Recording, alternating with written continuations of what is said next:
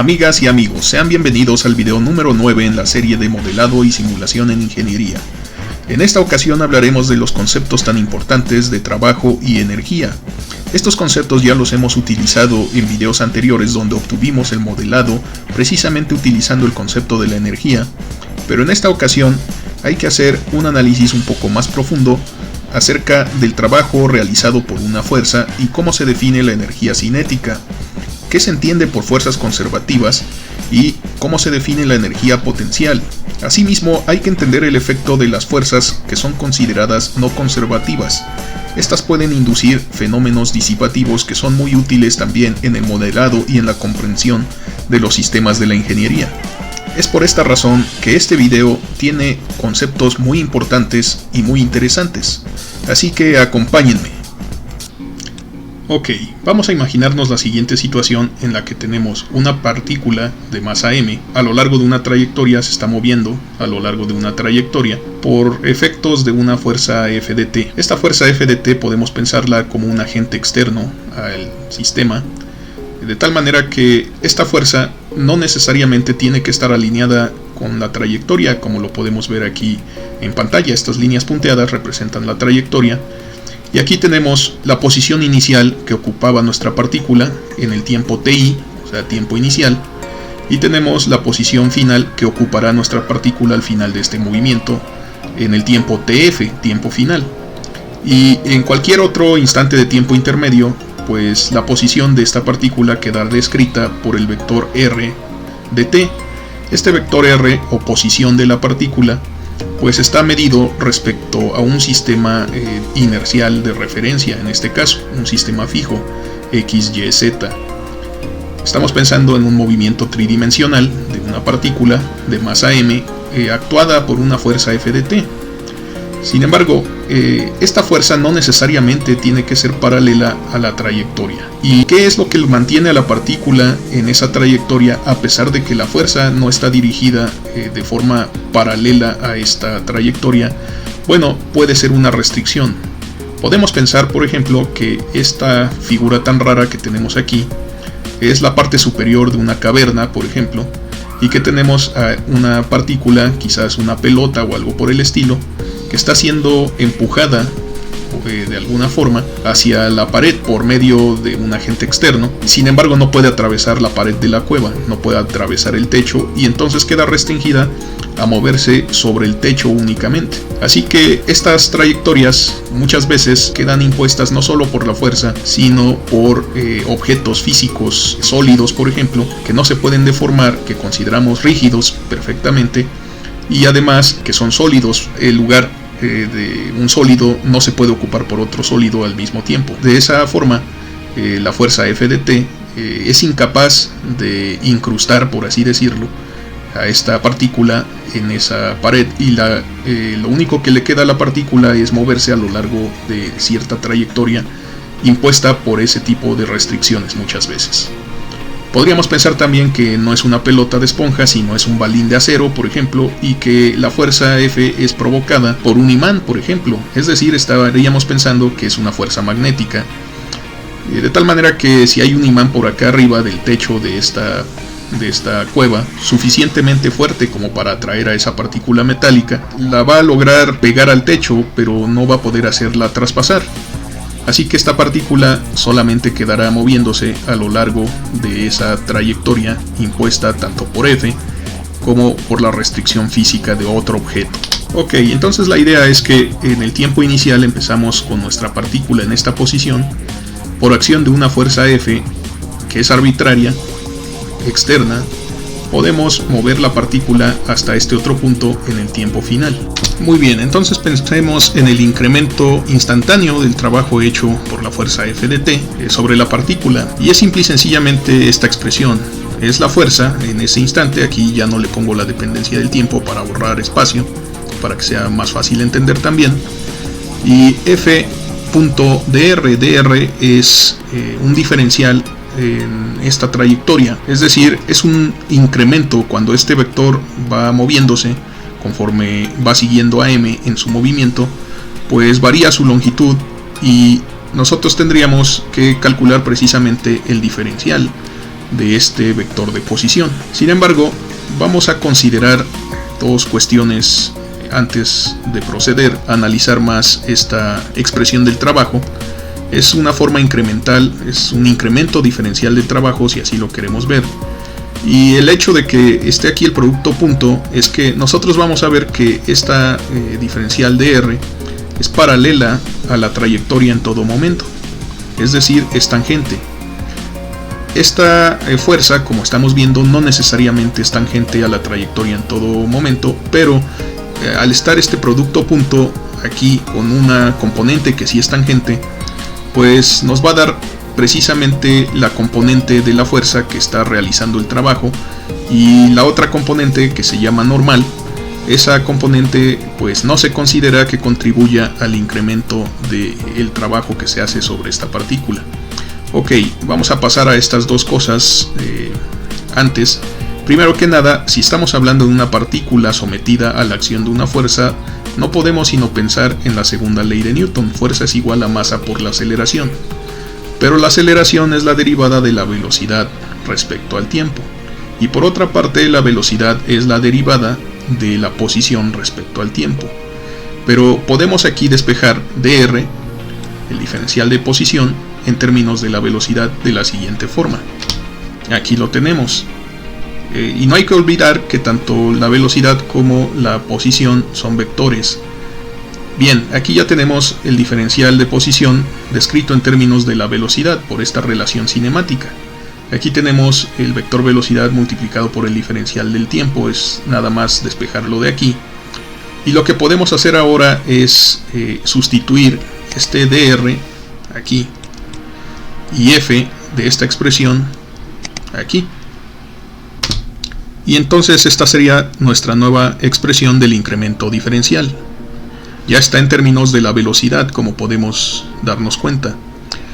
Entonces es conveniente que hablemos acerca de cómo es ese vector velocidad, y bueno, eso es sabido de los conceptos básicos de cálculo vectorial, que la velocidad es siempre tangente a la trayectoria de desplazamiento de una partícula.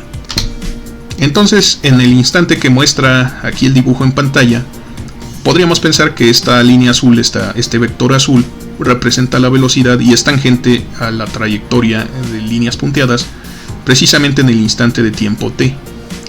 Así que lo que queremos calcular pues es la componente de f también, que está alineada respecto a ese vector, a este vector tangente de velocidad, pues es la componente de la fuerza implicada en el movimiento de esta partícula. Hay que recordar que precisamente esa es nuestra hipótesis, que esta partícula se está moviendo a través del tiempo desde este instante inicial en esta posición a lo largo de la trayectoria hasta un instante final para terminar en esta posición. Ok. Sin embargo, nuestras expresiones son diferenciales y por esa razón son instantáneas, es decir, este solo es el incremento de trabajo realizado por la fuerza en el instante t, cuando la posición del vector es la que se muestra aquí con este vector anaranjado r de t. Y por supuesto es un instante arbitrario, podemos empezar con r de ti, podemos terminar con r de tf o cualquiera de los que está intermedio. Pero el caso es que podemos estar interesados no solo en un incremento instantáneo en la cantidad de trabajo, sino en toda la contribución de la fuerza F a lo largo de la trayectoria, es decir, cuánto trabajo contribuyó desde el instante inicial hasta el instante final, y para eso necesitamos sumar todas las pequeñas contribuciones. Y como estamos hablando de cantidades diferenciales, pues la operación indicada es una integral. Si nosotros precisamente expresamos toda esa cantidad en términos de la definición de trabajo, como fuerza, producto punto con diferencial de posición, aquí lo tenemos a lo largo de una trayectoria, entonces nosotros tendríamos que resolver esta expresión. Sin embargo, hemos sustituido el integrando que tenemos aquí por esta otra expresión. Pero lo que vamos a poder observar básicamente es que esta expresión ya no nos va a quedar en función de las posiciones iniciales y finales. Nos va a quedar ahora en términos de velocidades, porque esta diferencial del tiempo con esta de aquí, al ser escalares, se pueden cancelar. De esa forma, entonces ahora tenemos que expresarlo todo cambiando la variable. En vez de r, ahora es la variable v. En vez de la posición, ahora está en términos de la velocidad, y podemos sustituir este término en esta integral de la siguiente forma. Y debemos observar aquí varias cosas. La primera que tenemos que observar es que m es una constante y la podemos sacar de la integral sin ningún problema. La segunda es que en efecto hemos cambiado la variable de integración ahora por v, y por lo tanto expresamos los límites inferiores y superiores en términos de una velocidad inicial y de una velocidad final cuando tenemos considerada esta trayectoria precisamente en el instante de tiempo inicial y en el instante de tiempo final. De tal manera que vamos a obtener estos vectores de la siguiente forma. Aquí los tenemos ya representados en el dibujo, tangentes a la trayectoria en el tiempo inicial y en el tiempo final. Estos nuevos vectores que vemos aquí azules pues serían estos vectores a los que hace referencia nuestra nueva integral. Ok, después de eso, la fórmula de integración para esto es muy sencilla. De hecho, guarda mucha relación con su equivalente escalar. Si estos no fueran vectores y fuera simple y sencillamente la variable v por el diferencial de v, el resultado sería v cuadrada sobre 2, desde luego multiplicado por m y evaluado en los límites superiores e inferiores, como dice el teorema fundamental del cálculo. En este caso, al ser vectorial, tiene mucha semejanza y vamos a obtener lo siguiente. Aquí lo tenemos. Simple y sencillamente queda v.v, es decir, la velocidad en producto punto consigo misma, dividida entre 2 y desde luego multiplicada por m. Es decir, este producto punto de v consigo misma es el equivalente a hacerlo al cuadrado si fuera el caso escalar. Pero también es importante recordar de las nociones más fundamentales de vectores que el producto punto de un vector consigo mismo es igual a su norma al cuadrado, o sea, su magnitud al cuadrado. Por lo tanto, podemos utilizar ese hecho también aquí para simplificar nuestra notación. Así que al resolver ahora esta expresión cuando la evaluamos entre sus límites, vamos a obtener lo siguiente. Y aquí lo tenemos ya. Tenemos entonces esta diferencia entre la masa dividida a la mitad por la velocidad final al cuadrado menos la masa dividida a la mitad por la velocidad inicial al cuadrado.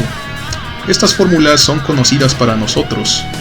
Es decir, nosotros ya habíamos estado utilizando en esta serie de videos fórmulas parecidas a esta, donde decíamos que teníamos como expresión de la energía cinética un medio de la masa por una velocidad al cuadrado. Bien, aquí estamos viendo que realmente tenemos que decir que no es la velocidad sino la rapidez. Es decir, estamos interesados en medir no la velocidad como vector, que tiene dirección, sentido y además pues la magnitud. Tendremos que medir únicamente su longitud y a esa cantidad nosotros le llamamos rapidez. Entonces la energía cinética en realidad habla de la rapidez al cuadrado, un medio de la masa por la rapidez al cuadrado, por supuesto en el instante final, y aquí tendremos esta evaluación en el instante inicial. Es una diferencia entre dos instantes diferentes de la energía cinética. La energía cinética en el instante final menos la energía cinética en el instante inicial es igual al incremento en el trabajo realizado por la fuerza F sobre la partícula. Entonces tenemos este incremento en energía, es una cantidad de energía que se está incrementando. Así que por un lado tenemos el incremento en el trabajo y por el otro lado aquí tenemos un incremento en la energía cinética. Si recordamos, habíamos utilizado esta T estilizada para denotar a la energía cinética. Por lo tanto, vemos la equivalencia entre el trabajo y la energía. Después de todo, la energía se define como la capacidad que tiene algún objeto o sistema para realizar trabajo. Vamos a anotar eso aquí. Entonces esta es la idea, la energía es sencillamente la capacidad para realizar trabajo, puesto que estamos viendo que son equivalentes. Y aquí tenemos una energía cinética final y una energía cinética inicial. Por lo tanto, si nosotros quisiéramos conocer la energía cinética de una partícula en el instante t arbitrario, simple y sencillamente es la siguiente expresión. Aquí la tenemos precisamente. Desde luego también podríamos haberlo anotado en términos de la rapidez, es decir, utilizando esta identidad. v.b igual a la magnitud de v al cuadrado. Entonces, esta es nuestra expresión de la energía cinética instantánea. Hay que recordar después de todo que v, o sea la velocidad, es una función del tiempo, va variando dependiendo del instante del tiempo en el que nos estemos fijando, y la energía cinética también es una cantidad variable. Sin embargo, nuevamente, la energía cinética, al igual que el trabajo, son escalares, no son vectores. A pesar de estar definidas en términos vectoriales, el producto punto les quita ese carácter vectorial y lo vuelve una cantidad escalar. Muy bien, hasta ahorita hemos estado hablando en forma muy general de esta fuerza F de t. Simple y sencillamente hemos dicho que se considera una fuerza externa y que tiene que ver con el incremento de energía a lo largo de una trayectoria durante un periodo de tiempo. Sin embargo, esta fuerza posiblemente se pueda expresar en términos de diferentes componentes. No todas son necesariamente externas. Algunas se consideran fuerzas endógenas, o sea que son producto de las interacciones de los mismos componentes del sistema, pensando en sistemas más complicados que una partícula, pero incluso para partículas también. Una clase muy importante de este tipo de fuerzas son las fuerzas conservativas. Vamos a hablar de esas fuerzas y de por qué se les llama fuerzas conservativas a continuación. Muy bien, vamos a pensar que tenemos un caso en el que vamos a mover una partícula desde un punto inicial RI hasta un punto final RF, justo como hace unos instantes. Sin embargo, en esta ocasión vamos a imaginarnos que esta partícula de masa m, aquí tenemos su masa, m minúscula, está sometida a la acción de una fuerza conservativa precisamente. Vamos a denotar a esa fuerza con un subíndice c de fuerza conservativa, sin olvidar que las fuerzas son vectores precisamente. Si nos damos cuenta, aquí en el dibujo tenemos dos trayectorias para llegar de RI hasta RF y son distintas. Entonces podemos distinguirlas de la siguiente manera. Aquí tenemos en pantalla precisamente la situación. Tenemos la trayectoria 1 romano, que es esta de aquí arriba, estas líneas punteadas, y tenemos la trayectoria 2 romano, que son esta trayectoria de aquí abajo, también en líneas punteadas, y son arbitrarias, es decir, puede ser cualesquiera trayectorias que sean diferentes, de tal manera que lo único que tienen que cumplir es que conecten al punto inicial con el punto final, y es por eso que se dice que son trayectorias independientes. También hay que recordar que si hablamos de la notación del tiempo explícitamente, en el instante ti, el tiempo inicial, estamos en esta posición para nuestra partícula, y en el tiempo final estaremos en esta otra posición que está aquí arriba en este dibujo para el tiempo tf, el instante de tiempo tf, si somos explícitos con la notación del tiempo. Sin embargo, vamos a utilizar estos subíndices para ahorrar espacio. La idea de las fuerzas conservativas es que si nos cuesta la misma cantidad de trabajo definido en términos físicos, mover a una partícula desde una posición inicial hasta una posición final a lo largo de una trayectoria, nos cuesta exactamente el mismo trabajo que si lo movemos de la misma posición inicial a la misma posición final a lo largo de cualquier otra trayectoria. Es decir, que el nivel de trabajo realizado, la cantidad de trabajo realizado, no depende de la trayectoria, solo depende de la posición inicial y de la posición final. Entonces decimos que estamos ante un sistema de fuerzas conservativas. Esa es la propiedad que tienen estas fuerzas conservativas. Entonces la idea subyacente matemáticamente se expresa de esta forma que tenemos ya en pantalla. Esta primera integral representa el trabajo realizado por la fuerza conservativa cuando movemos nuestra partícula del punto inicial al punto final a lo largo de la trayectoria 1. Pero si estamos precisamente en un sistema de fuerzas conservativas, resulta que es exactamente la misma cantidad de trabajo la que necesitamos para mover la partícula igual desde esta posición hasta la posición final, pero a lo largo de la trayectoria 2. Por eso tenemos aquí abajo de las integrales este número romano que indica a lo largo de cuál trayectoria nos fuimos, puesto que estamos moviéndonos del mismo punto inicial al mismo punto final bajo la acción de fuerzas conservativas. Muy bien, a partir de esta expresión que dedujimos, nosotros podemos hacer la siguiente manipulación. Vamos a despejar esta segunda integral hacia el lado izquierdo que tenemos aquí en pantalla, y desde luego pues nos va a quedar aquí un 0 y aquí nos va a quedar la resta de estas integrales de esta forma. Y aquí tenemos ya precisamente ese resultado. Lo único que hicimos fue pasar esta integral hacia este lado de la igualdad con el signo contrario, y por lo tanto obtenemos igual a 0 del lado derecho. Muy bien, vamos a aplicar la idea de invertir los límites de esta integral. Ese es un teorema muy famoso en cálculo integral, en el que si nosotros invertimos el orden de los límites en una expresión integral, entonces tenemos que multiplicar toda esa integral por un menos 1. En este caso equivale a invertir el signo de esta integral, porque menos por menos nos va a dar más. Por lo tanto podemos escribir lo siguiente. Y aquí está precisamente ya esa idea. Invertimos los límites en la integral de la trayectoria número 2. Y por lo tanto también invertimos su signo. Ahora el punto final es aquí el límite inferior y el punto inicial es el límite superior, pero el signo está intercambiado y de todas maneras se sigue satisfaciendo esta igualdad. Ok, vamos a pensar qué dice esta idea, ahora expresada por esta ecuación con integrales. Y bueno, la idea es la siguiente.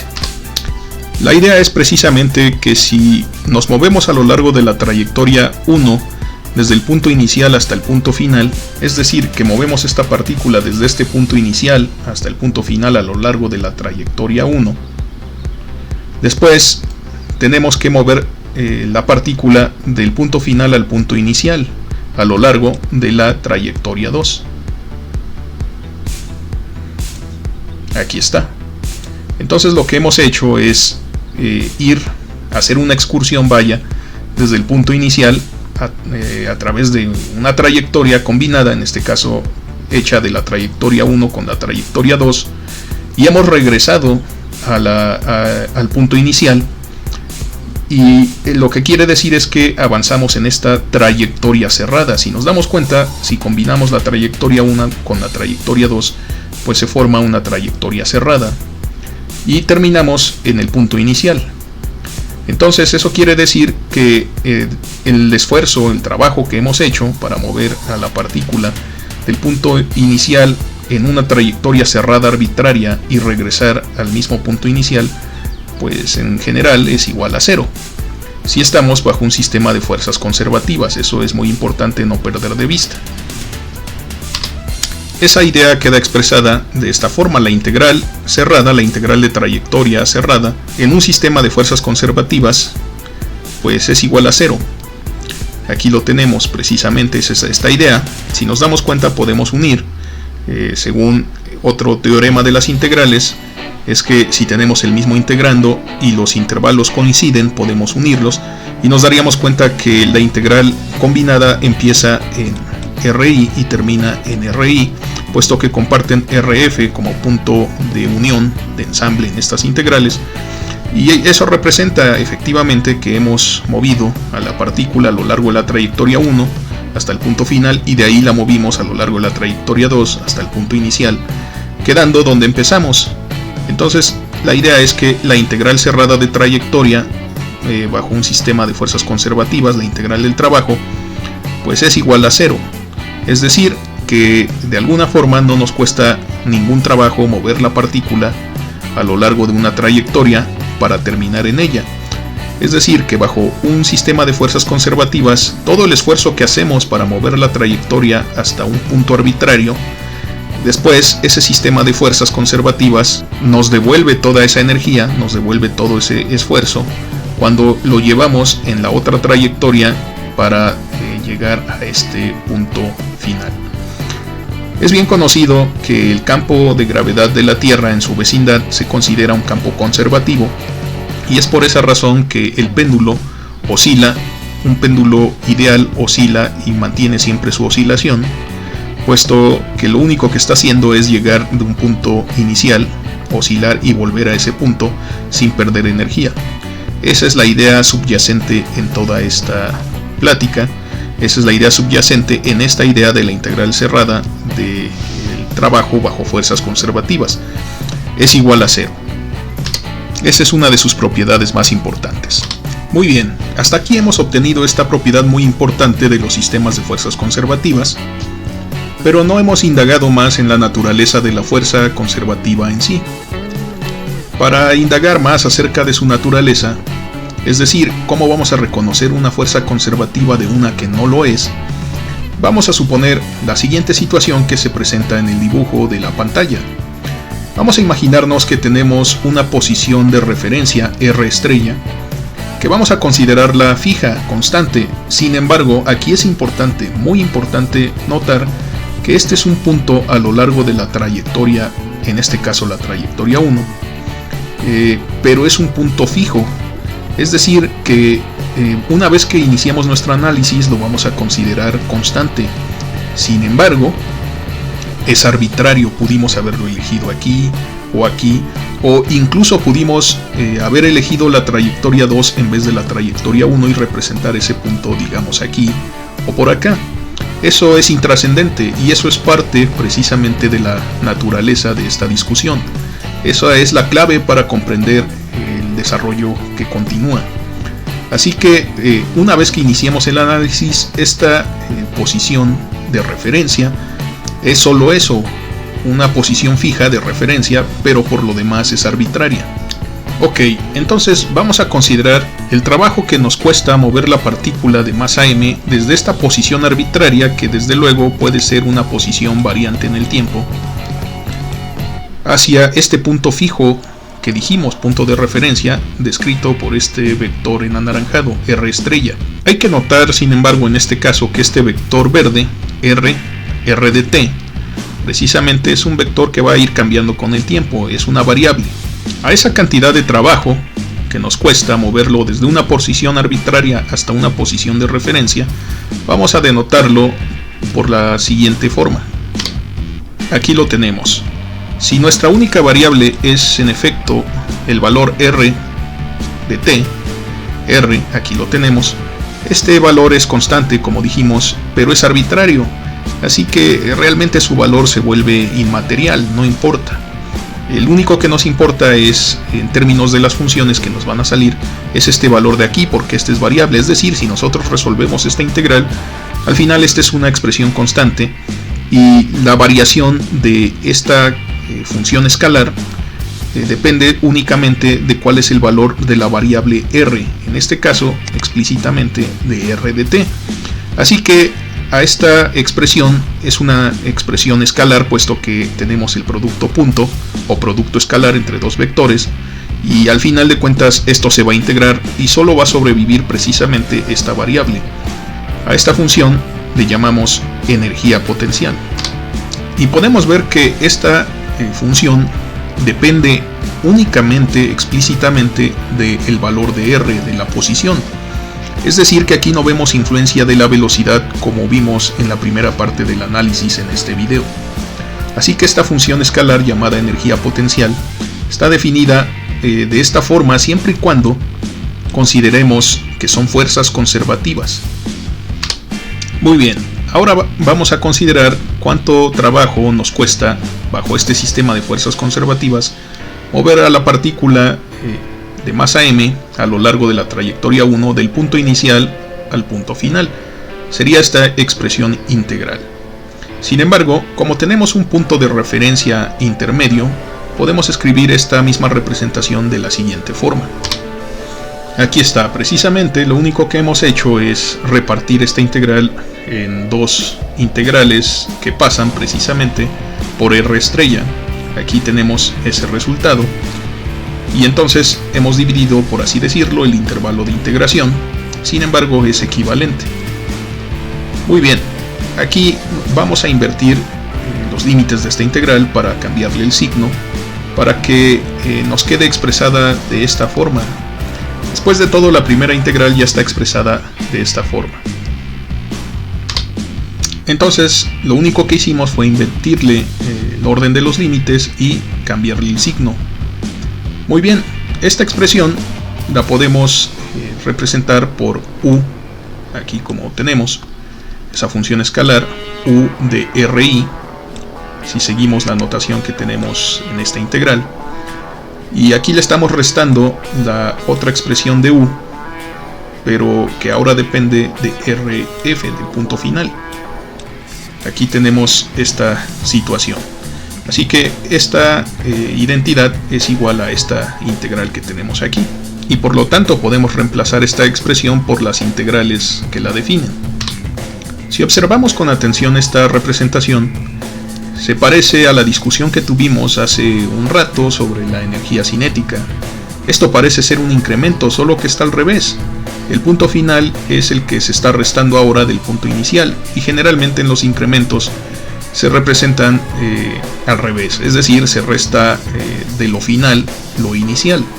Así que aquí, para obtener esa expresión en términos del incremento de energía potencial, podemos nosotros multiplicar todo esto por un menos 1 y hacer el álgebra correspondiente sin alterar la igualdad. Es decir, vamos a hacer lo siguiente. Aquí lo tenemos. En efecto, esto es equivalente.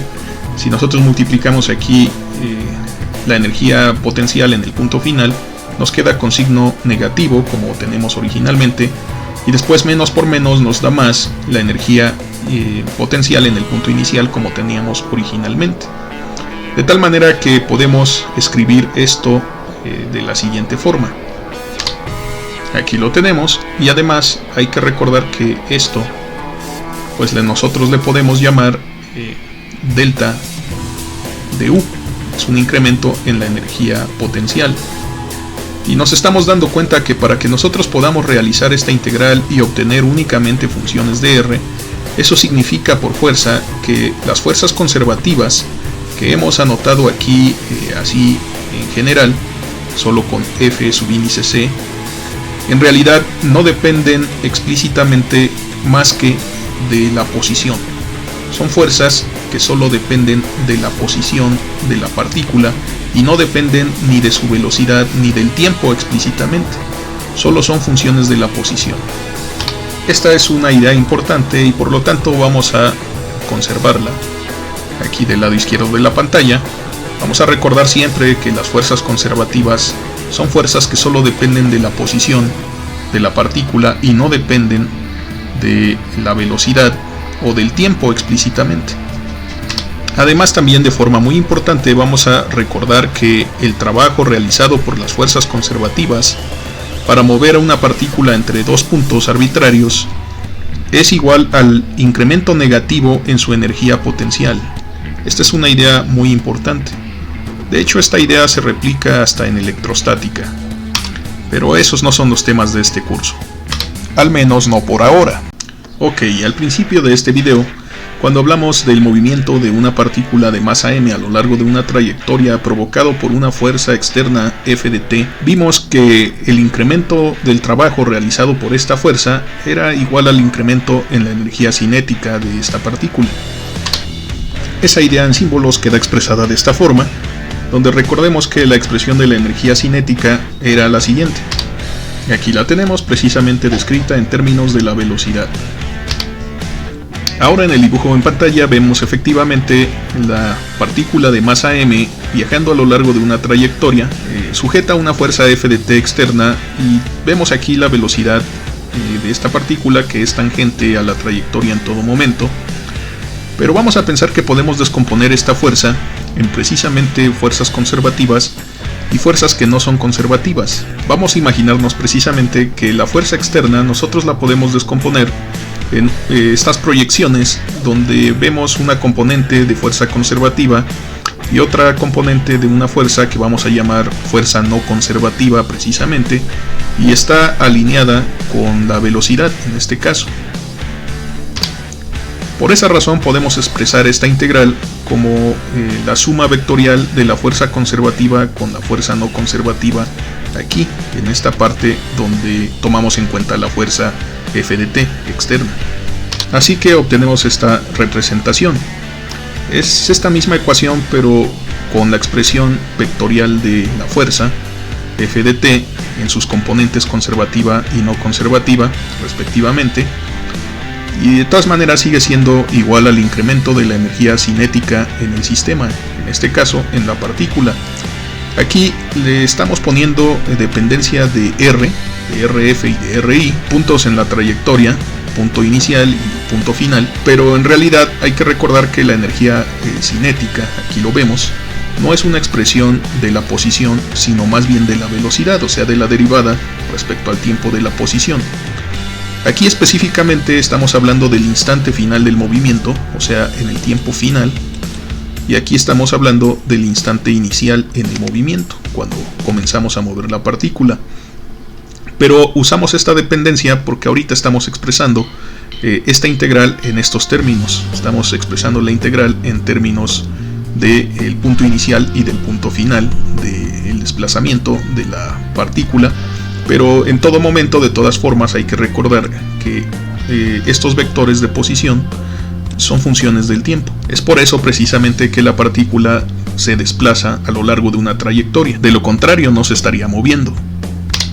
Muy bien, continuando con el desarrollo, simple y sencillamente podemos separar esta expresión en estas dos integrales y observamos la presencia de esta integral particularmente aquí. Y se trata ni más ni menos que de esta expresión que tenemos.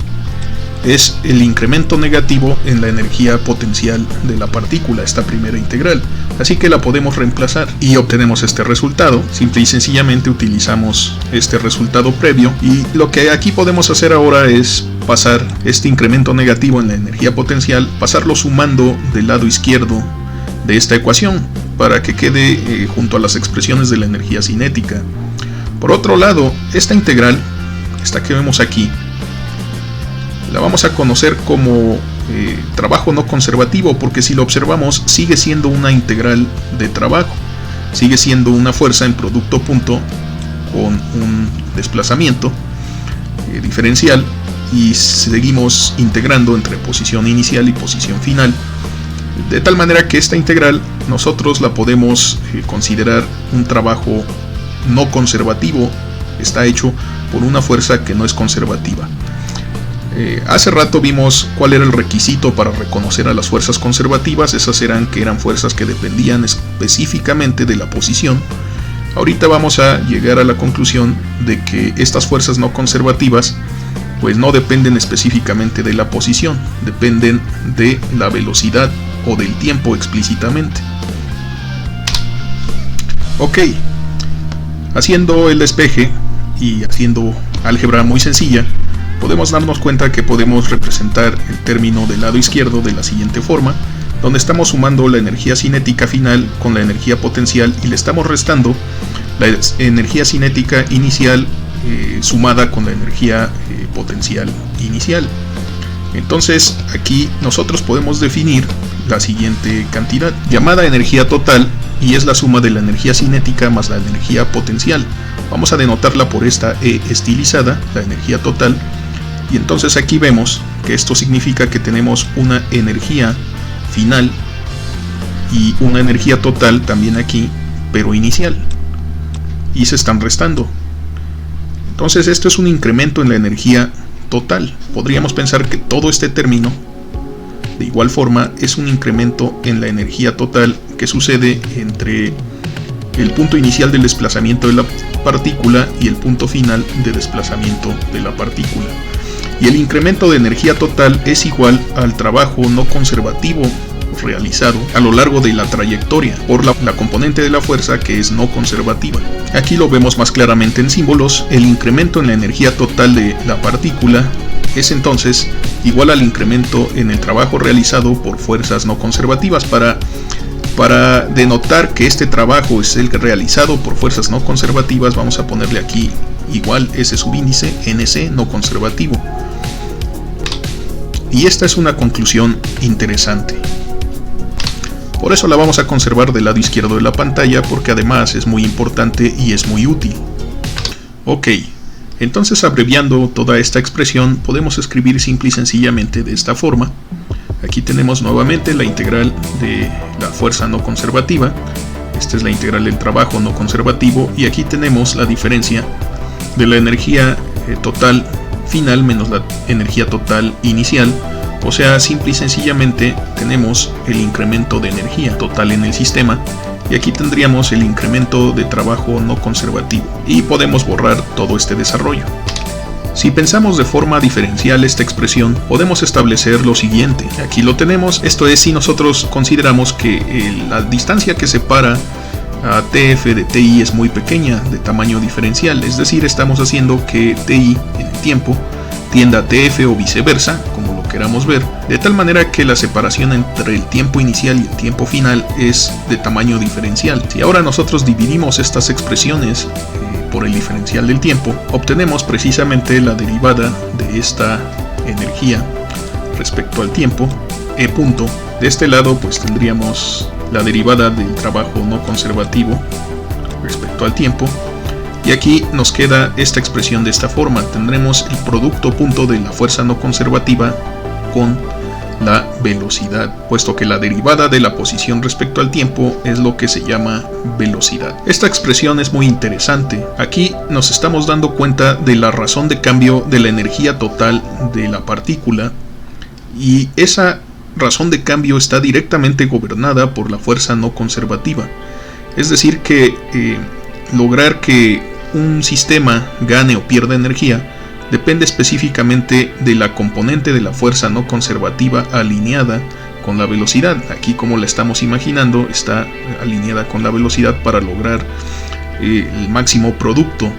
Sin embargo, si por alguna razón la fuerza no conservativa no está alineada con la velocidad, se toma su proyección. Esa es la componente que es capaz de suministrar energía al sistema, y este producto es precisamente la razón de cambio.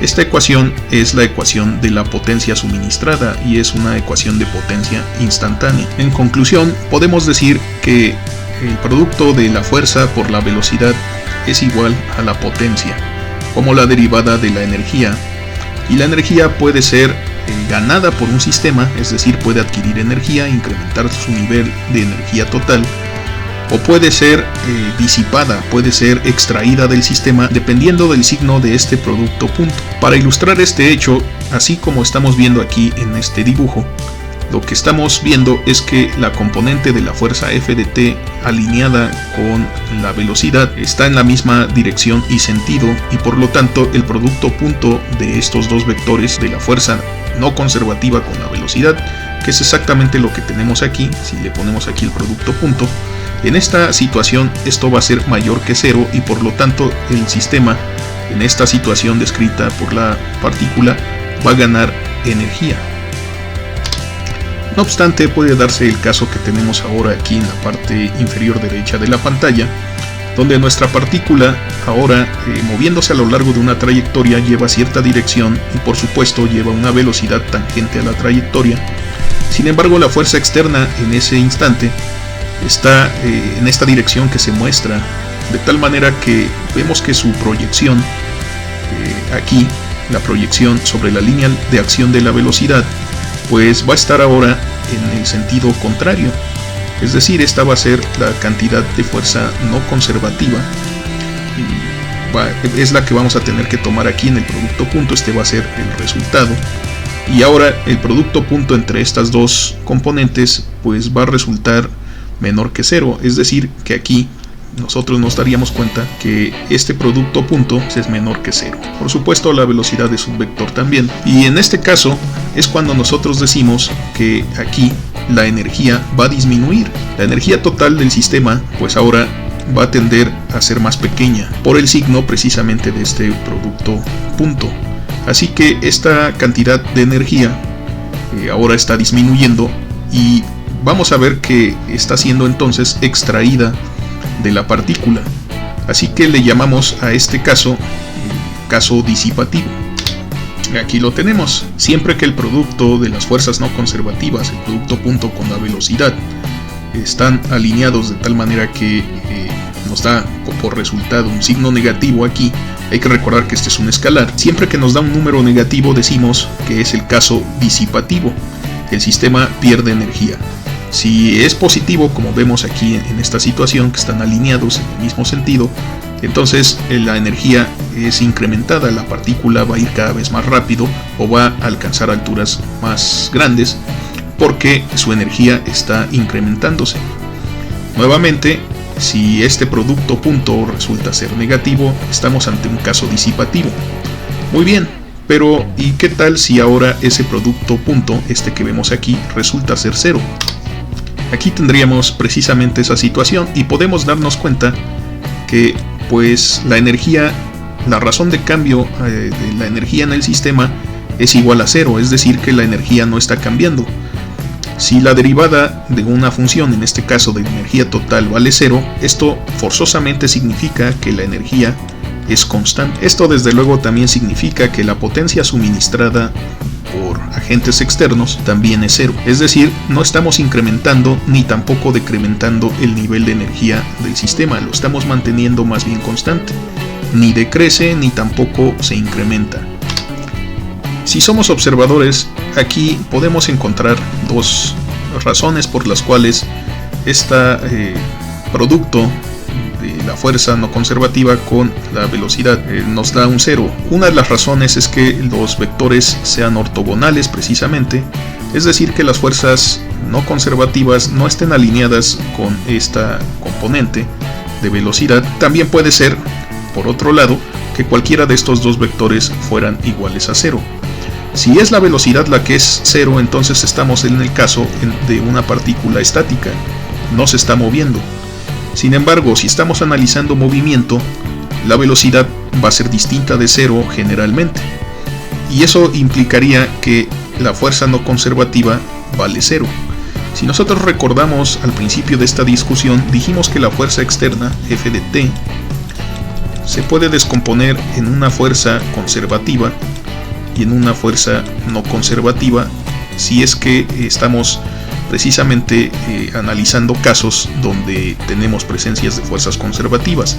Muy bien, para satisfacer esta propiedad mientras existe un movimiento, es decir que no estamos en el caso estático, sí existe la velocidad, es decir, esta partícula sí se encuentra moviéndose. Al saber que las fuerzas no conservativas son iguales a cero, es decir, quiere decir que precisamente nosotros estamos considerando que todo el trabajo está siendo hecho por las fuerzas conservativas, y las fuerzas conservativas tienen esta propiedad. En este caso, todo el trabajo del movimiento recaería sobre las fuerzas conservativas, dado que no existen fuerzas no conservativas. Es decir, no hay forma de incrementar o de decrementar la energía en el sistema y permanece constante. De ahí que se les llame fuerzas conservativas. Son fuerzas que logran conservar la energía.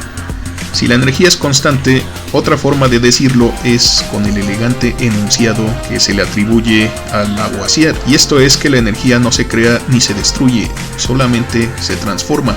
En este caso, al tener una energía total constante en un sistema, quiere decir que la energía no está abandonando al sistema. No hay agentes que introduzcan energía, pero tampoco hay agentes que la saquen del sistema, que la disipen.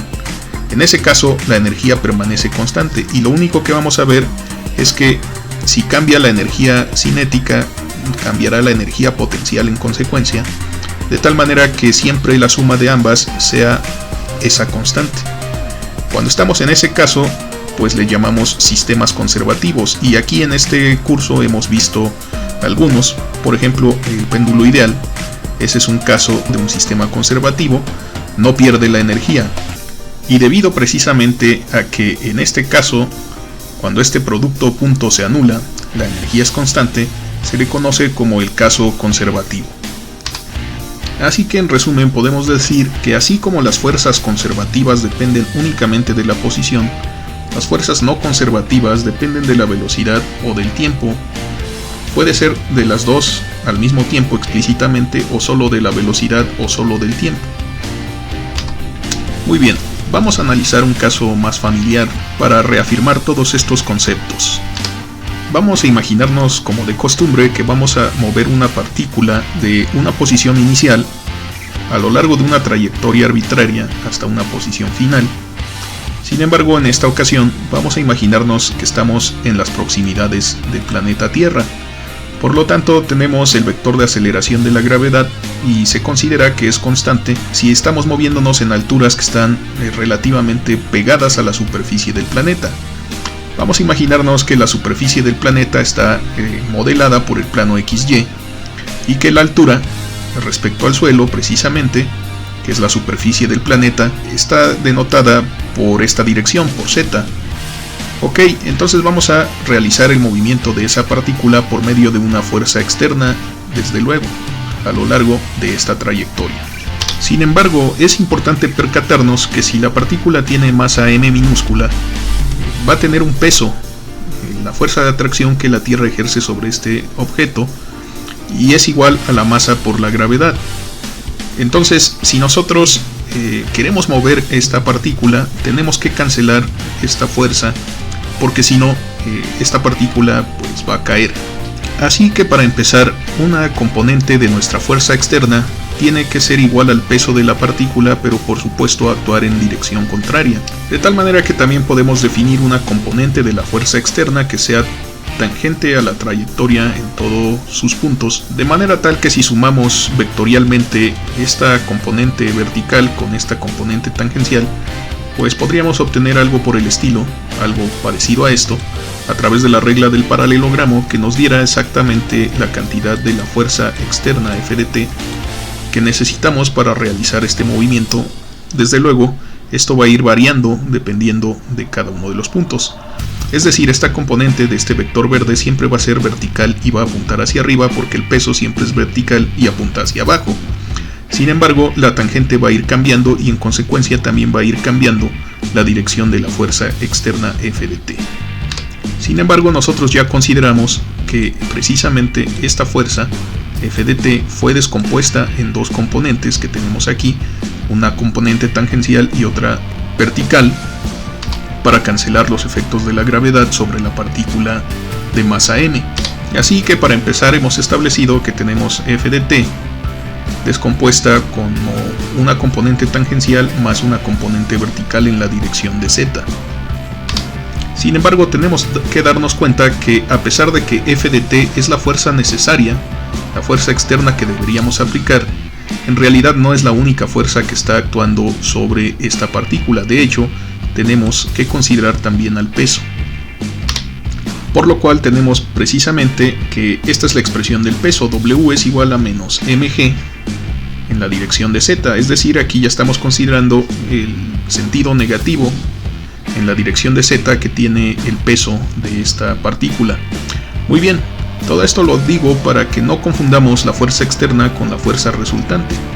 Si nosotros sumamos la fuerza externa con el peso, entonces aquí podríamos darnos cuenta que este y este se van a cancelar. Aquí lo tenemos precisamente. Bueno, hay que recordar que también la fuerza externa es vectorial, desde luego es una fuerza, y el peso es una fuerza, así que también es un vector.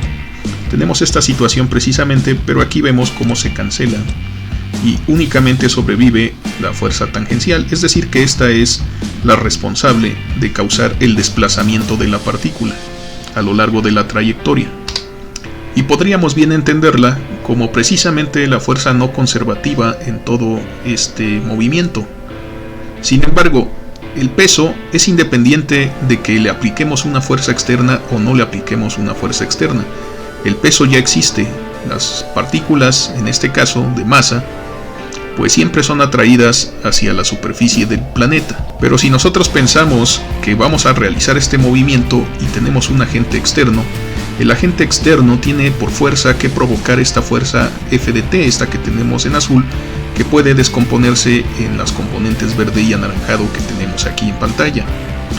Es decir, si nosotros quisiéramos realizar ese movimiento en presencia del campo de gravedad de la Tierra, deberíamos tener un motor o algún instrumento capaz de proporcionarnos esa fuerza. Por ejemplo, este puede ser, si esto fuera un avión, pues pueden ser sus turbinas, sus hélices, y tiene que aplicar toda esta fuerza. Es decir, no puede elegir nada más aplicar ahora la fuerza tangente, porque entonces en ese caso la dirección se sale de esa trayectoria. Veríamos que no tendríamos esta componente y entonces el movimiento tendría a tener otra dirección. Y esa no es la dirección que estamos definiendo con esta trayectoria. Por lo tanto, el agente externo, la fuerza externa, es la encargada de realizar todo el esfuerzo de movimiento, todo el trabajo. Y por lo tanto, para mover a la partícula del punto inicial al punto final, pues tenemos que desarrollar esta integral. Ese sería todo el trabajo que contribuye. Es decir, sería todo el esfuerzo que tiene que hacer el motor o el propulsor que mueva esta partícula a lo largo de esta trayectoria en la influencia del campo de gravedad en la vecindad de la Tierra. y precisamente estas son sus componentes. Así que podemos desarrollar esta expresión de esta forma. Hay que notar otra cosa, sin embargo, y eso es que precisamente esta fuerza va a ir cambiando en términos de la posición a lo largo de la trayectoria que vayamos tomando. Es decir, que para empezar, por lo menos es una función del tiempo. Sin embargo, también sabemos que el vector velocidad siempre es tangente a la trayectoria, así que esta fuerza también podríamos pensarla como una función de la velocidad, es decir, que la fuerza tangente, en este caso, en este movimiento, podríamos pensarla como una función siempre del vector velocidad. ¿Por qué razón? Bueno, porque el vector velocidad también es tangente, está alineado. Así que va a cambiar exactamente en la misma dirección que lleve siempre la velocidad. Y tal como discutimos hace rato, debido a que esta componente verde se cancela con el peso, la única fuerza que resulta, la fuerza resultante, es precisamente esta fuerza tangente que estamos pensando aquí en anaranjado. Muy bien, nuevamente es una partícula de masa m a la que se le aplica una fuerza Ft, y no podemos sino pensar en la segunda ley de Newton. Así que tenemos la misma circunstancia que comentamos al principio de este video. Podemos expresar la segunda ley de Newton como la masa por la aceleración, donde la aceleración es la derivada del tiempo de la velocidad. Ok, podemos reemplazar esta expresión en esta parte de aquí. Y después de todo aquí tenemos estas expresiones, pero si nos damos cuenta, tanto la masa como la aceleración de la gravedad y también la dirección son constantes. Es decir que podemos extraerlas de esta integral. Ok, entonces aquí tenemos esos reemplazos sobre estas expresiones. Lo único que hemos hecho nuevamente es extraer las constantes de la segunda integral y representar a la fuerza tangencial por medio de esta expresión. Y además nos estamos dando cuenta que sustituí los límites porque precisamente hay que cambiar la variable. Justo como hicimos al principio del video, aquí tenemos esta relación cinemática donde debido a que la velocidad es la derivada de la posición respecto al tiempo, podemos despejar y podemos obtener que el diferencial de la posición es la velocidad multiplicada por el diferencial del tiempo, que es lo que tenemos aquí. Así que en efecto estos diferenciales del tiempo se cancelan y hemos cambiado la variable de la integral por la velocidad en vez de tener como al principio la posición o incluso el tiempo. Ok, eso nos lleva por supuesto a saber que tenemos aquí una velocidad que es tangente a la trayectoria, independientemente de cuál sea la magnitud, es decir, si la partícula parte del reposo en este punto, pues esa velocidad va a ser 0. Pero si tiene una velocidad inicial, va a ser tangente a la trayectoria y la tenemos que considerar, y ese sería este vector. Si llegamos al punto final con velocidad 0, es decir, vamos de un reposo a otro reposo, aquí también sería un 0.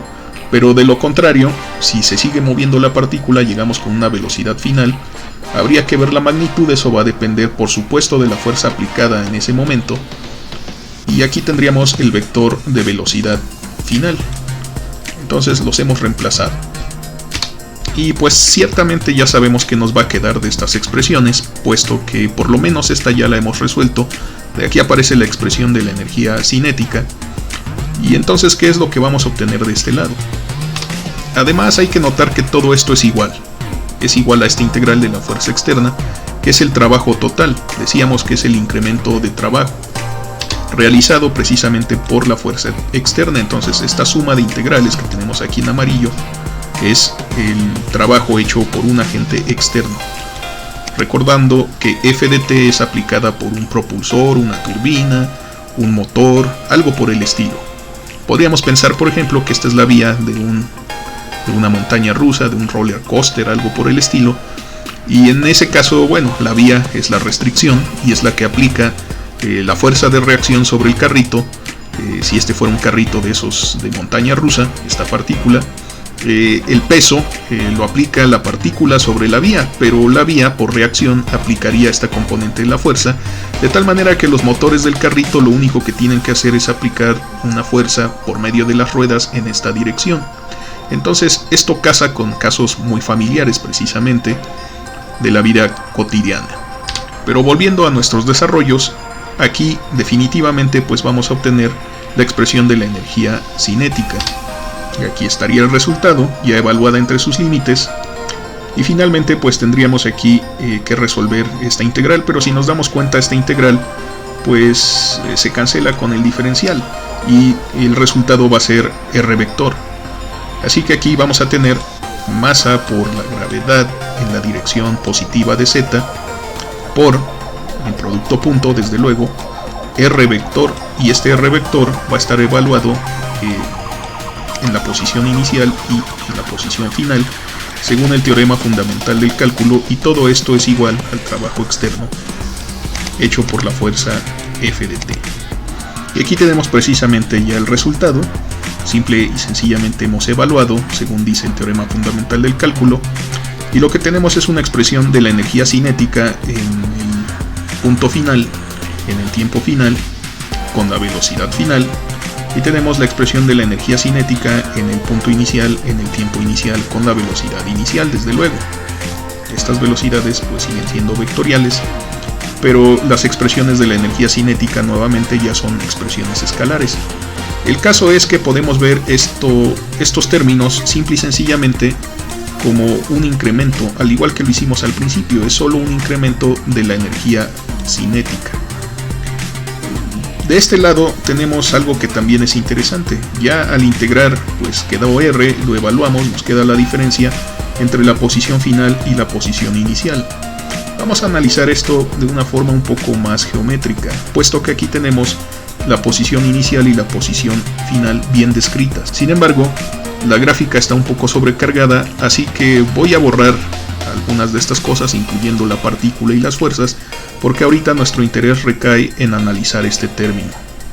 Muy bien, entonces aquí ya tenemos el dibujo un poco más esclarecido, y lo que vamos a hacer es obtener la diferencia vectorial entre RF y RI, y eso es la línea que los une desde RI hasta RF, precisamente con esta dirección. Este nuevo vector sería la diferencia, sería RF menos RI, que es precisamente el término que tenemos aquí en esta expresión. Por otro lado, el producto interno entre este vector z, que es un vector unitario, hay que recordar que los vectores pues nosotros los podemos trasladar sin problemas. Aquí estaría el vector z. Si pensamos desde luego en términos de este triángulo rectángulo que se forma, aquí tendríamos la componente horizontal de RF menos RI. Simple y sencillamente lo único que estamos pensando aquí es que tenemos una distancia que vamos a llamar D mayúscula, vamos a llamarla. Ok, esta es la distancia sobre la horizontal. Aquí tendríamos D mayúscula, y a esta componente vamos a llamarla simple y sencillamente H minúscula. Ok, entonces si nosotros imaginamos que la componente de este vector, nuevamente sin pérdida de generalidad, está alineada sobre Y, no está alineada sobre X, en este caso es perpendicular a X, bien, la forma que toma este vector en términos de componentes es la siguiente. Y aquí lo tenemos. Sería D en dirección de Y y H en dirección de Z.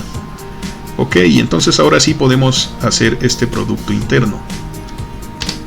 Aquí lo tenemos.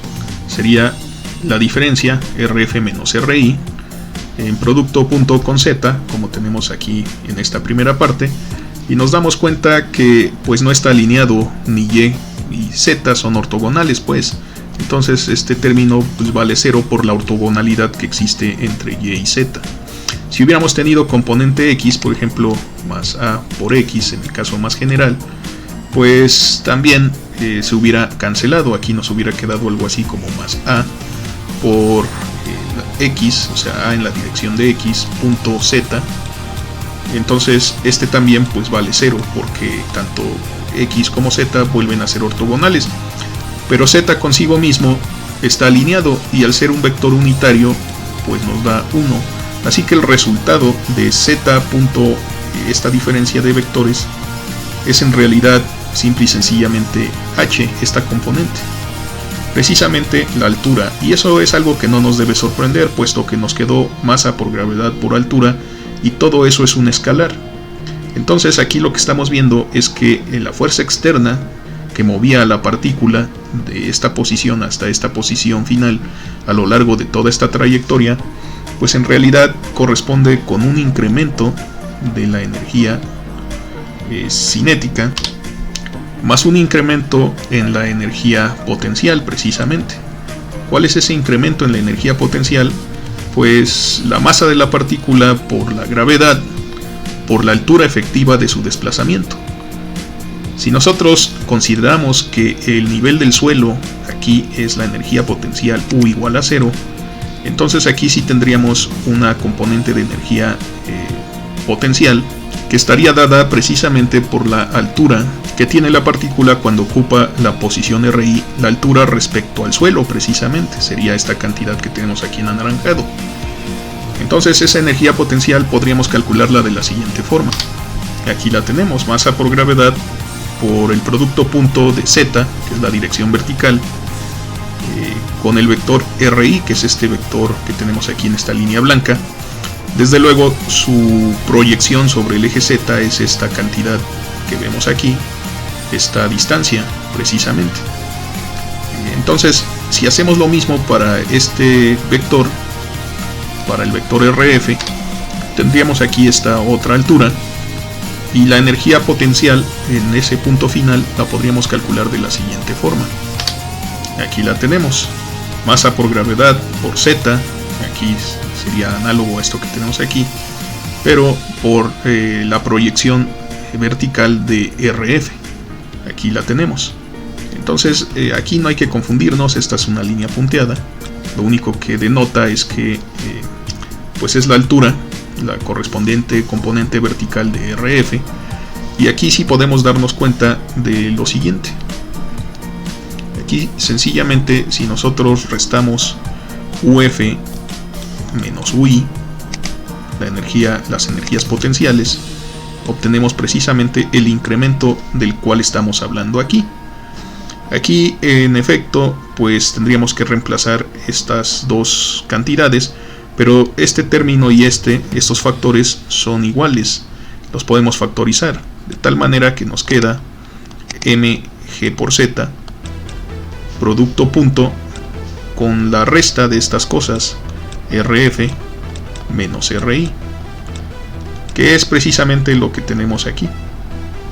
Así que este término en realidad sí representa el incremento de energía potencial, y lo que nos estamos dando cuenta es que lo que importa es la diferencia de energía potencial en la altura, y no importa realmente los niveles individuales, lo que importa es la diferencia. Esa es la energía ganada que está realizada por el trabajo externo. Entonces aquí llegamos a esta importante idea de que ahora el incremento en energía total, si nos damos cuenta, aquí tenemos como definimos, E es igual a T más U. En realidad esto es el incremento de la energía, y es el trabajo hecho por un agente externo que en general pues se considera fuerza no conservativa. Ya incluso vimos ahora que aparece la fórmula que estábamos acostumbrados a ver. Si sustituimos nuevamente, nos acordamos de esa diferencia. Aquí nos queda masa por gravedad por altura como el delta U. Entonces hay que darnos cuenta siempre que esta famosa fórmula de masa por gravedad por altura en realidad es un incremento en la energía potencial. Es decir, es la diferencia de dos niveles distintos de energía potencial. No es como tal la energía potencial en todos los casos, es decir, que su medida siempre es relativa. La importancia radica en que su medida es relativa a dos posiciones, posiblemente una de referencia, como por ejemplo, pues aquí el suelo, ¿verdad?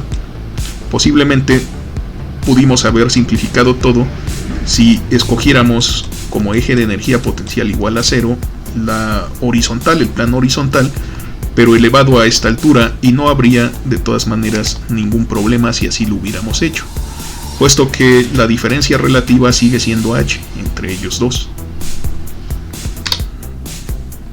Ok, vamos a dejarlo hasta aquí. Parece que este video ya se alargó bastante, pero espero haber podido clarificar algunos conceptos acerca de la energía cinética, la energía potencial, lo que se conoce también como fuerzas conservativas, fuerzas disipativas, y vamos a utilizar esos conceptos en los siguientes videos para definir cómo se comportan ciertos componentes mecánicos, por ejemplo, resortes y amortiguadores.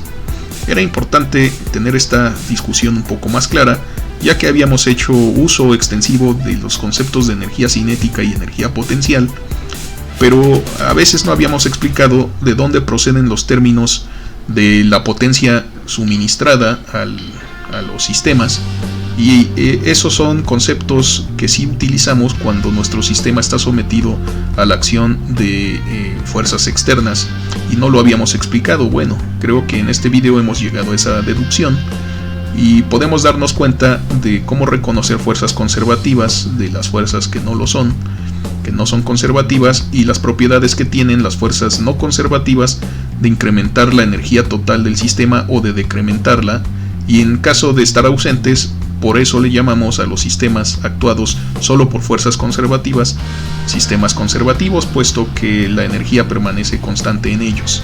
Son casos ideales generalmente. Amigas y amigos, hemos llegado al final de este video. Espero que les haya gustado y que les sea de utilidad. No se olviden darle like, suscribirse y compartir. Me despido de ustedes, esperando que se encuentren muy bien, y como siempre, nos vemos en el próximo video.